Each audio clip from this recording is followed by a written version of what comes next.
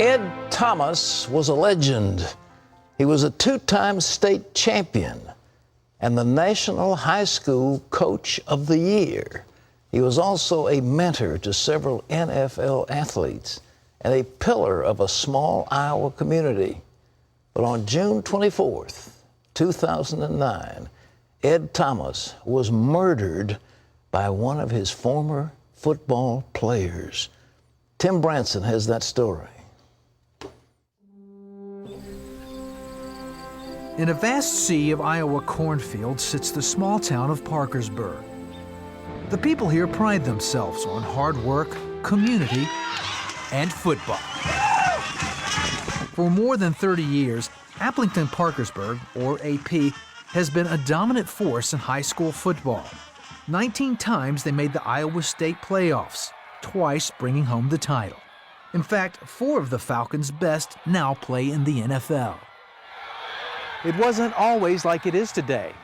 Over 30 years ago, the school struggled even to win one game. But that changed in 1975 when one young, passionate coach moved to Parkersburg. He changed a team, a school, and a community. His name was Ed Thomas. Every kid who tried out made the team, regardless of talent. But Coach Thomas demanded hard work and integrity from his players and himself. He even expected his football field to be the best. He spent countless hours caring for the field that at one point was dubbed the Sacred Acre. The Sacred Acre. Now, from a wife's perspective, yes, what was this legendary obsession he had with the football field? He loved having that field look as good as it could look. He wanted us to have the best. Now, our yard didn't always look so hot, but the field looked good always. But Ed Thomas's #1 priority was not building a successful football program. But Ed did not really measure success by wins versus losses, did he? Not at all. He was more interested in how the kids turned out. Now, don't get me wrong, Ed loved to win. Believe me, I lived with the guy, and it wasn't fun when he lost, really, but that wasn't his ultimate goal. Ed's coaching philosophy stemmed from his deep-rooted Christian faith. His sons, Aaron and Todd, both played for their dad and now help coach the AP football team. He just led by example so much. You know, he would never ask anybody to do anything that he wasn't going to do or hadn't done. And I think that's where the respect factor came in, and kids always knew he cared. In many respects, football brought this small community together. That unified spirit was never more apparent than when an F5 tornado ripped through Parkersburg in June of 2008. Much of the town was destroyed, including the high school and the football field. I mean, some people had nothing but the clothes on their back. So, you know, there's just a lot of uncertainty, a lot of questioning on, you know, what do we do now? Where do we even start? As the town started picking up the pieces, Ed came up with the idea of repairing the football field in time for the first home game 3 months away. As the players and townspeople rebuilt their homes and lives, they also worked through the summer getting the field ready. On August 28, 2008, the AP Falcons walked onto the field as scheduled. They won 53-20. Having people be able to come to the football field and watch a game on a Friday night, it was just that sense of normalcy was kind of back in town. The Falcons went on to another winning season as the town continued to rebuild.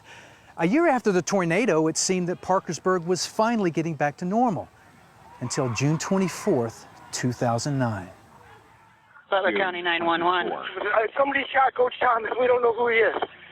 Shot him? Yeah, shot him.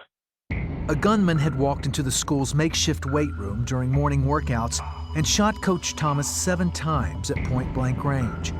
Ed's wife, Jan, who's also an EMT, responded to the call, not realizing it was her husband. Chris Luring, who was chief of police at the time, stopped her from going in. I had a hard time slowing Jan down because she knew somebody was hurt. She could see my body language probably before she saw me that somebody was critically hurt. Jan rode with Chris to the hospital. Her mind was spinning. You know, so, yeah, lots of things going through your head, and you're trying to keep your bearings, but yet it's going 100 miles an hour on all the whys and whats and how, and that you don't have the answers for right then. Ed died shortly after arriving at the hospital. The family and community were stunned. Then came another shock. The trigger man was one of Parkersburg's own, Mark Becker. Like his dad and two brothers, Mark played for Coach Thomas. Their families went to the same church. By all accounts, Mark had the utmost respect for Ed. I remember one game, Coach said Mark had a really good game, and as we were walking off the field, he says, he's going to be a good one, Dave. He's going to be a good one. And that's all I really thought I really liked to hang on to. But off the field, Mark was getting into trouble. Even then, Coach never cut him from the team.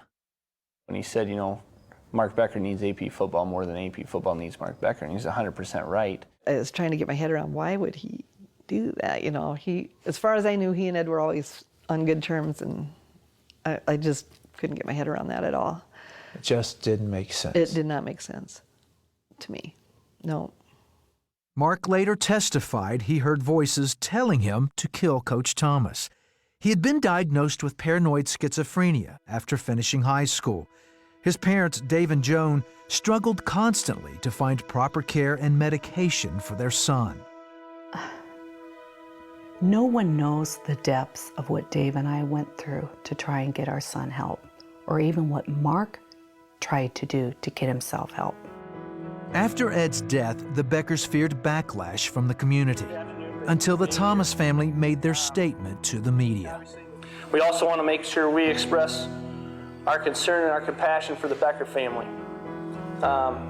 We ask that people pray for them as well, and that people take time to comfort and be with them through this, as they are also going through a lot. Is that something really that came from within you, or was it just the right thing to do? I felt immediately that I would not want to be in their shoes either. I mean, Dave and Joan had the utmost respect and love for Ed too. They lost Ed, and then it happened to be at the hands of Mark, and I can't imagine what they were going through. So I think if we were going to make a public statement especially, we needed to say that. And it is the right thing to do too. Plain and simple. Dave and Joan say the grace that the Thomas family extended made it possible for their family to stay in the community and go on with their lives. To see their family reach out to our family publicly that way, it allowed me to be able to sleep at night. It just overwhelmed you, the outreach. But the road to healing winds on for both families. Mark is serving a life sentence. And while the Thomases feel justice was served, they admit it's hard to let go. Have you been able to forgive Mark? Or do you even think that you have to, or? No, I do think I have to, and I don't know what I feel about Mark. I know I need to forgive him, and I'm trying very hard to. He hurt my family greatly, but at the same time, I know I need to make that decision, and I'm working hard. Life and football go on in Parkersburg. Jan still cheers the team on while Aaron and Todd are on the sidelines, helping out AP's new head coach. The family also released a book recently called The Sacred Acre, the Ed Thomas story.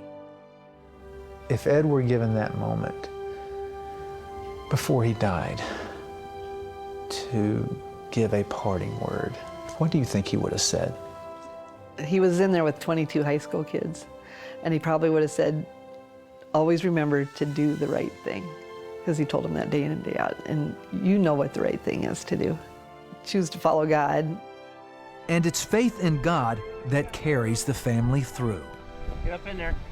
No matter what he was doing, if it was with Aaron and I, or Mom, or the football team, that whatever he did that day, he was going to do to glorify Christ. Is it hard for us here on earth? Absolutely. But I also have the promise of knowing we'll be reunited someday for eternity. God can take our tragedies and turn them into triumphs. And I think with Ed Thomas, that's what's looking at. It looks like a terrible tragedy, but somehow his memory and those who loved him go on, and I think triumph is going to come especially out of that forgiveness of the family of the person who killed him. Well, that community has just been called to a level of growth and understanding and surrender that few communities will ever know. But it is a story. It's a story about loss, but more significantly about faith, about grace, about forgiveness. And if you'd like to know more about the life and legacy of Coach Ed Thomas, you need to read this book, The Sacred Acre. This is available in stores nationwide. It's an inspiring story of one man and then a lot of people in his shadow making a difference.